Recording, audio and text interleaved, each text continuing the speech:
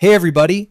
Today we are going to learn how to disable XAML animations in Windows 11 so your system feels faster and more responsive.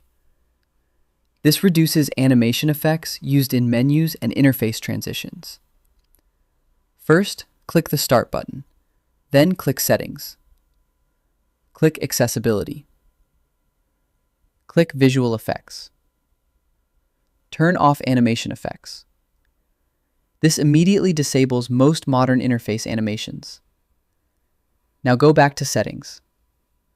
Click System. Click About. Scroll down and click Advanced System Settings. Under Performance, click Settings. In the Visual Effects tab, select Custom.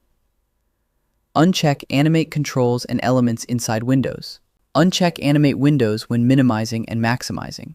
You can also uncheck Fade or Slide menus into view for maximum speed. Click Apply. Click OK. Restart your computer for the best results. Your interface should now feel snappier with fewer animation delays. That's it. I hope this helps you on your current and future projects. Thank you for watching.